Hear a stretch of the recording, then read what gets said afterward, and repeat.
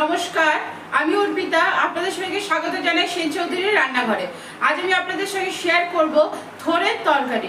চলুন রান্নাটা সরাসরি শুরু করা। দেখুন, এখানে আমি থোড় নিয়ে নিয়েছি। থোড়টাকে আমি এরকম ঝিরিঝিরি করে কেটে নিয়েছি, লম্বা লম্বা করে।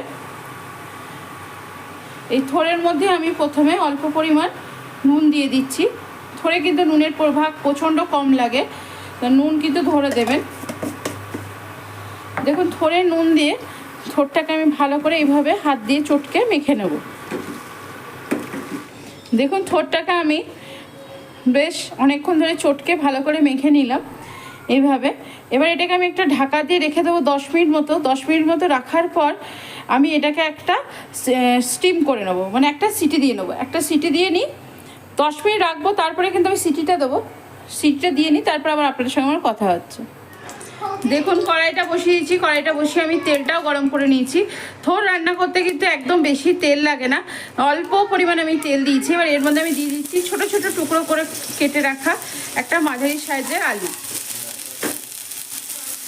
দেখুন, আলুটা দেওয়ার সাথে সাথে আমি এখানে দিয়ে দিচ্ছি হলুদ আর অল্প পরিমাণ নুন। থোড়ে কিন্তু নুন আছে, আলুতে খুব সামান্য পরিমাণ নুন দেবেন। থোড়ে কিন্তু আমি প্রথমেই বলেছি বেশি নুন লাগে না। দেখুন, আলুটা আমি ভেজে নিয়েছি। এবার আমি এর মধ্যে দিয়ে দিচ্ছি মশলা। এখানে আদা জিরে বাটা আছে। থোড়ে কিন্তু আদার পরিমাণ কম লাগে আর একটুখানি জিরে লাগে। আর একটা দিয়ে দিলাম অর্ধেক টমেটো, কুচি কুচি করে কেটে রাখা। থোড়টাও কিন্তু আমার সেদ্ধ হয়ে গেছে। দেখুন, থোড়ের জলটা আমি আলাদা করে নিয়েছি। থোড়ের জল কিন্তু ফেলে দেবেন না সেদ্ধ করে। আমি মশলার বাটিটা ধুয়ে থোড়ের জলটাও দিয়ে দিলাম। দেখুন, থোড় সেদ্ধ জল দিয়ে আমি কিন্তু আলু আর মশলাটাকে ভালো করে কষিয়ে নিচ্ছি। গ্যাসের ফ্লেমটা কমিয়ে বাড়িয়ে কিন্তু কষাতে হবে। দেখুন, থোড় রান্নাতে আমি অল্প পরিমাণ চিনি দিচ্ছি, কারণ থোড়ে কিন্তু একটু মিষ্টি দিতে হয়, নাহলে টেস্টটা ভালো লাগে না খেতে। অল্প পরিমাণ আমি চিনি দিলাম মশলা কষানোর সময়তে। দেখুন, আলুর সঙ্গে মশলাটা আমার খুব ভালো করে কষানো হয়ে গেছে। এবার আমি এর মধ্যে থোড়টা সেদ্ধ করে রাখা যে থোড়টা, সেটা দিয়ে দিলাম। সেদ্ধ করে রাখা থোড়টা দিয়ে মশলার সঙ্গে ভালো করে এবার নেড়ে নেড়ে কষিয়ে নিতে হবে। আর থোড়ে কিন্তু আমি আবারও একবার বলছি, প্রচুর মশলা দেবেন না, ভালো লাগে না খেতে। আর থোড় রান্না করার সময় সবসময় আদার পরিমাণ কম দেবেন, একটু জিরে দেবেন। আর ধনে কিন্তু এখানে ব্যবহার করবেন না থোড় রান্নার সময়।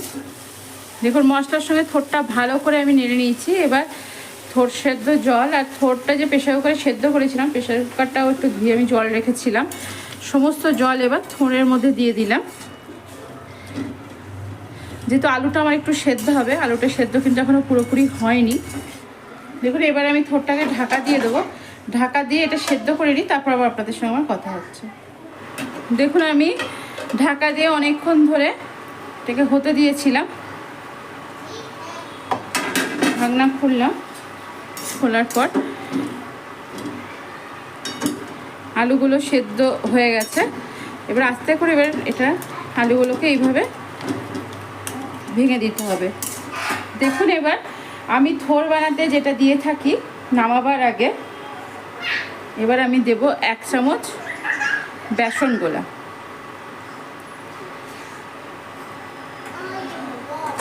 এক চামচ বেসন গোলা দিয়ে এবার এটাকে খুব ভালো করে কিন্তু আমি নাড়বো, যাতে বেসনের কাঁচা গন্ধটাও না থাকে, খেতেও ভালো লাগে। এবং কড়াইয়ের মধ্যে এইভাবে ফেলে ফেলে দিতে হবে। আর কিছুক্ষণ অন্তর অন্তর এইভাবে উল্টে পাল্টে খুব ভালো করে নেড়ে নিতে হবে। দেখুন, থোড়টা আমার প্রায় হয়ে এসছে। এই সময় আমি দিয়ে দেবো ঘি। যেহেতু এটা নিরামিষ তরকারি, একটু ঘি দিলে খুব ভালো লাগে খেতে, তাই এখানে আমি বড় চামচের 1 চামচ বা এরকম মাঝারি সাইজের চামচের 1.5 চামচ মতো আমি এখানে ঘি দিলাম। ঘি দিয়ে এবার ভালো করে আরও একবার নেড়ে দেবো। গ্যাসের ফ্লেমটা কিন্তু আমি একটু বাড়িয়ে দিলাম এই সময়। দেখছি খুব সুন্দর মাখা মাখা হয়ে গেছে তরকারিটা।